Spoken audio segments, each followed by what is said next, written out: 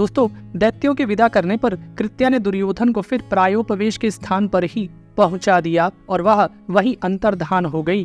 कृत्या के चले जाने पर दुर्योधन को चेत हुआ और उसने इस सब प्रसंग को एक स्वप्न सा समझा। दूसरे दिन सवेरा होते ही सूत पुत्र कर्ण ने हाथ जोड़कर हंसते हुए कहा, महाराज, मरकर कोई भी मनुष्य शत्रुओं को नहीं जीत सकता। जो जीता रहता है वह कभी सुख के दिन भी देख लेता है। आप इस तरह क्यों सो रहे हैं? शोक की ऐसी क्या बात है? एक बार अपने पराक्रम से शत्रुओं को संतप्त करके अब मरना क्यों चाहते हैं? आपको अर्जुन का पराक्रम देखकर भय तो नहीं हो गया है?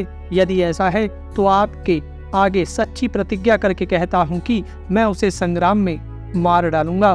मैं प्रतिज्ञा पूर्वक शस्त्र छूकर कहता हूँ कि पांडवों के अज्ञातवास का 13वां वर्ष समाप्त होते ही मैं उन्हें आपके अधीन कर दूंगा। कर्ण के इस प्रकार कहने और दुशासन आदि के बहुत अनुनय विनय करने पर तथा दैत्यों की बात याद करके दुर्योधन आसन से खड़ा हो गया। उसने पांडवों के साथ युद्ध करने का पक्का विचार कर लिया और फिर हस्तिनापुर चलने के लिए रथ, हाथी, घोड़े और पदातियों से युक्त अपनी चतुरंगड़ी सेना को तैयारी करने की आज्ञा दी।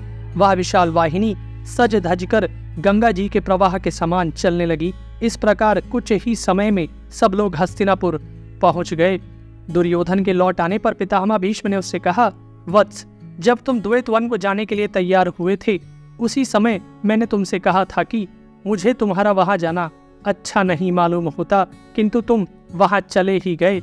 वहां शत्रुओं के हाथ से तुम्हें बंधन में पड़ना पड़ा और फिर धर्मज्ञ पांडवों ने ही तुम्हें उनसे छुड़ाया। इससे तुम्हें लज्जा नहीं आती?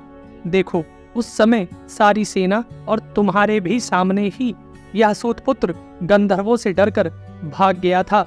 उस समय तुमने महात्मा पांडव और दुष्ट बुद्धि कर्ण का पराक्रम भी देखा ही होगा। यह कर्ण तो धनुर्वेद, शूरवीरता या धर्म में पांडवों के चौथाई हिस्से के बराबर भी नहीं है। अतः इस कुल की वृद्धि के लिए मैं तो पांडवों के साथ संधि कर लेना ही अच्छा समझता हूँ। पितामह भीष्म के इस प्रकार कहने पर राजा दुर्योधन हंसकर शकुनी के साथ चल दिए। उन्हें जाते देखकर कर्ण और दुशासन आदि भी उनके पीछे हो लिए। उन्हें अपनी पूरी बात सुने बिना ही जाते देख भीष्म जी भी अपने घर को चले गए। उनके जाने पर धृतराष्ट्रपुत्र राजा दुर्योधन फिर उसी जगह आकर अपने मंत्रियों से सलाह करने लगा कि हमारा हित किस प्रकार हो और अब हमें क्या करना चाहिए। उस समय कर्ण ने कहा, राजन सुनिए, मैं आपसे एक बात कहता हूँ। भीष्म सदा ही हमारी निंदा करते रहते हैं और पांडवों की प्रशंसा करते हैं।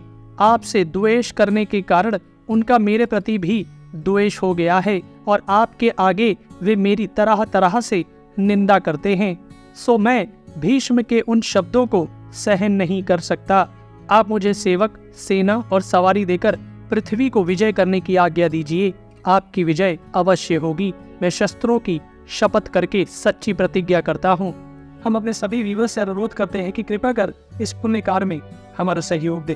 कर्ण के ये शब्द सुनकर दुर्योधन ने अत्यंत प्रेम से कहा, वीर कर्ण, तुम सदा ही मेरे हित करने के लिए उद्यत रहते हो। यदि तुम्हें निश्चय है कि मैं अपने सारे शत्रुओं को परास्त कर दूंगा तो तुम जाओ और मेरे मन को शांत करो। दुर्योधन के ऐसा कहने पर कर्ण ने अपनी दिग्विजय यात्रा के लिए सभी आवश्यक चीजों का प्रबंध करने की आज्ञा दी। फिर अच्छा मुहूर्त देखकर मांगलिक द्रव्यों से स्नान कर शुभ नक्षत्र और तिथि में कूच किया। उस समय ब्राह्मणों ने उसे आशीर्वाद दिया तथा उसके रथ की घरघराहट से तीनों लोक गूंज उठे।